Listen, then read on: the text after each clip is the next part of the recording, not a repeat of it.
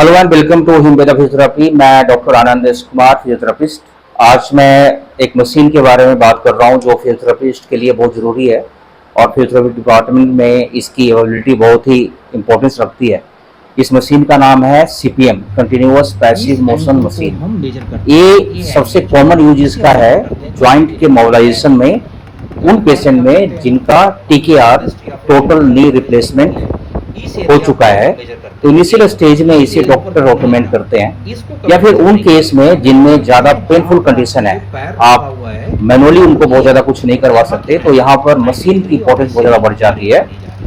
और इसकी एक सबसे अच्छी बात यह है कि आप इसको कहीं से हायर कर सकते हैं रेंट पे, कहीं से इसे आप परचेज कर सकते हैं। ये मशीन है, इसको आप ध्यान से देखें। ये सीपीएम मशीन है, ये ऑन ऑफ का स्विच है इसका, ये इसका अप एंड डाउन का सिस्टम है। ये इसकी एक इमरजेंसी कॉर्ड है, इसको ऑन या ऑफ करने से ये मशीन पेशेंट के कंट्रोल के हिसाब से बंद हो जाती है। पेशेंट चाहेगा तो इसे बंद कर दे, पेशेंट चाहेगा तो इसे स्टार्ट कर दे। क्योंकि इस मशीन का यूज लगभग आधे घंटे और या उससे ऊपर करते हैं एक बार में, लेकिन ये पेशेंट बाई पेशेंट वेरी भी करता है। क्योंकि कभी कभार पेशेंट को 10 मिनट में ही एंजाइटी होती है, वो लेट नहीं सकता, तो इसे बंद रखें। क्योंकि मशीन आप रेंट पर लेते हैं, आपके पास में होता है, तो आप इसे पूरे दिन में 2 से 3 बार यूज कर सकते हैं।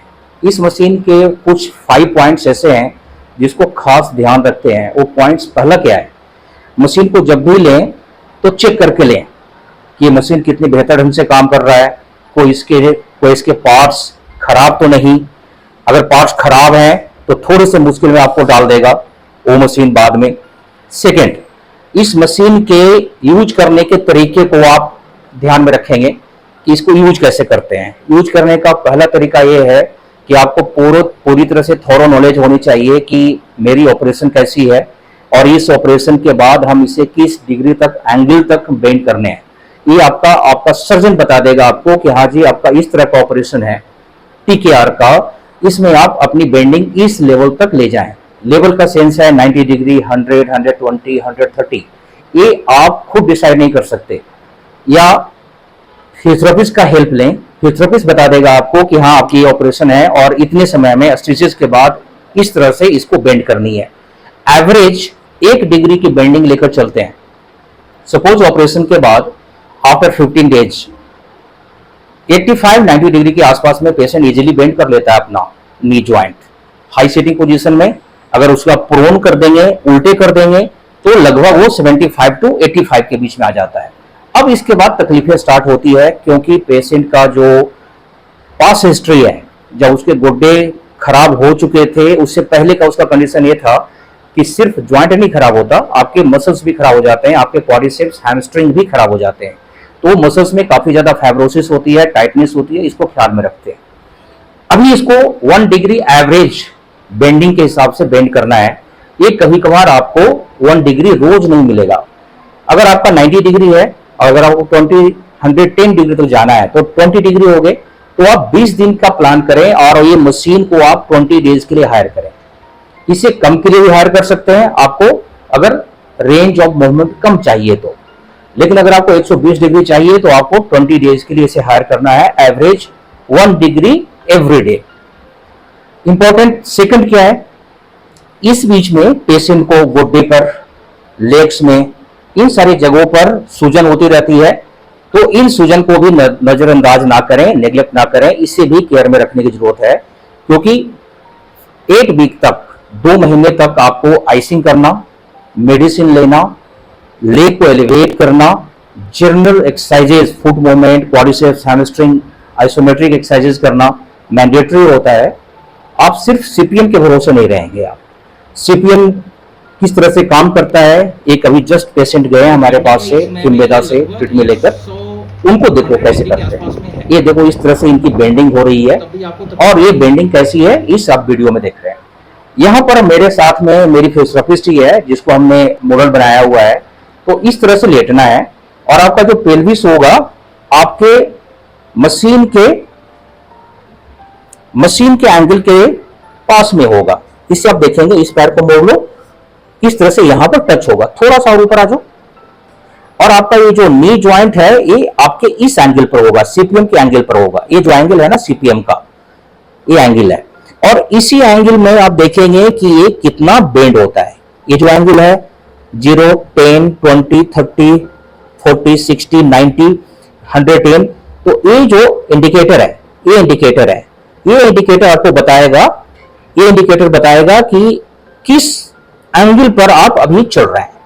और इस एंगल को मैनेज करने का तरीका है, दो स्टॉपर होते हैं। एक स्टॉपर आपका मैक्सिमम फ्लेक्शन को रोकेगा, जो सेकंड होगा वो मैक्सिमम एक्सटेंशन को रोकेगा। यहां पर पूरी की पूरी लेग सीधी होती है।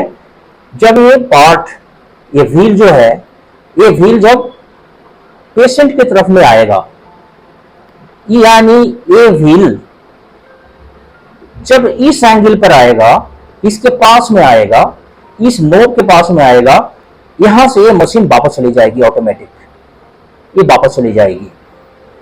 इस एंगल को ध्यान से आपको सेट करना है। इसी एंगल को अगर आपने गलत सेट कर दिया और अपने यहां से स्ट्रैपिंग, ये जो स्ट्रैप है, इसको आपने इतना टाइट बांध दिया कि पेशेंट को दर्द होना स्टार्ट हो गया और पेशेंट बोल रहा है कि हमें दर्द हो रही है, और आपने अगर लेट कर दी तो यहां पर पेशेंट के साथ में बहुत बड़ी गलती हो जाती है। और गलती ये होती है कि वो इंजरी में चला जाता है। इसके बाद सूजन हो जाएगी आपकी, इसके साथ में आपकी पेन बढ़ जाएगी, आपकी वॉकिंग खराब हो जाएगी। तो एक गलती बिल्कुल ना करें। जो मैक्सिमम फ्लेक्शन एंगल है, जो हमने डिसाइड करना है एवरीडे कि वो कितना होना चाहिए in the process of treatment, उस पर विशेष ख्याल रखेंगे। और उस एंगल को आप बार बार ना छेड़ें। कभी कभार कुछ पेशेंट क्या करते हैं, थर्ड पॉइंट इंपॉर्टेंट क्या है, अब एंगल को ना छेड़ें। कभी कभार पेशेंट अपनी मर्जी से कुछ ना कुछ आपको बोलता रहेगा। घर में अगर आप यूज करते हैं तो आप अपने हिसाब से कभी ज्यादा कर लिया, कभी कम कर लिया, ये ना करें। अगर आप ऐसा करेंगे तो आप कभी भी आपका एंगल इंप्रूव नहीं होगा। फोर्थ पॉइंट क्या है, हर 5th डे ये मशीन लेने के बाद भी आपको फिजियोथेरेपिस्ट से रिव्यू करवाना है। जिसने ये मशीन दिया है वो आएगा आपके पास, इसको रिव्यू करेगा कि आपने कहां तक, किस एंगल तक किया हुआ है। मशीन के साथ में कोई आपने छेड़छाड़ तो नहीं की है। अगर मशीन के साथ में छेड़छाड़ की है तो उसे ठीक करवाएंगे। जैसे मेरे पास में सीपीएम की 3 मशीनें हैं, तो हम फिजियोथेरेपिस्ट को भेज करके उसका रिव्यू कर देते हैं। इसका हम कोई चार्ज नहीं करते। 5th पॉइंट, सबसे इंपॉर्टेंट पॉइंट क्या है, इस बीच में अगर आपका डॉक्टर आपको रिव्यू करता है जिसने सर्जरी की है, उसको ये बताना बहुत जरूरी है कि हमारी बेंडिंग किस लेवल तक हो गई है। कभी कभार सीपीएम मशीन से आप मैक्सिमम बेंडिंग नहीं ले सकते, फिर आपको मैनुअल थेरेपी पर जाना पड़ेगा। मैनुअल थेरेपी का मतलब है फिजियोथेरेपिस्ट के जो टेक्निक होते हैं उस पर जाना पड़ेगा। वहां से आपको रिलैक्सेशन होगी मसल्स की और बेंडिंग भी हो जाएगी। कभी कभार पूरी तरह से सीपीएम मशीन पर डिपेंडेंट नहीं होते, क्योंकि आपके ये जो मसल्स होते हैं आगे के और पीछे के, ये इतना ज्यादा टाइट होता है।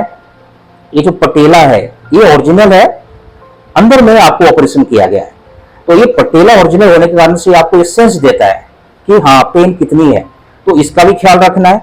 और ये जो मसल्स खराब हो चुके हैं, इस मसल्स को भी मैनुअल थेरेपी के हिसाब से मैनुअल थेरेपी करके उसको रिलीज करते हैं, क्योंकि फाइब्रोसिस इतनी ज्यादा होती है कि आप उसको बड़े इजिली और खुद से तो उसको रिलीज नहीं कर पाएंगे। उसमें एमएफआर टेक्निक्स है, कभी कभार अल्ट्रासोनिक भी करते हैं मसल्स के ऊपर। कुछ काउंटरइंडिकेशन है जो बता देता हूं नोट में। कभी भी इलेक्ट्रोमैग्नेटिक रेडिएशन या वेव का यूज ना करें। हाई वाइब्रेशन वाली इंस्ट्रूमेंट का यूज ना करें। हाई इंटेंसिटी हीटिंग डोज हो उसका यूज ना करें, ये कॉन्ट्राइंडिकेटेड होती है। कहीं से जंप ना लगाएं, कॉन्टैक्ट गेम ना खेलें और अपना ख्याल रखें। बहुत ही अच्छी और एडवांस सर्जरी होती है, टीकेआर पूरी लाइफ के लिए होती है। तो एक बार सर्जरी करवाएं, ये मानकर चलें कि इसका कोई भी रेमेडी नहीं है कि ये सेकंड टाइम खराब करें इसे। Thank you very much, take care.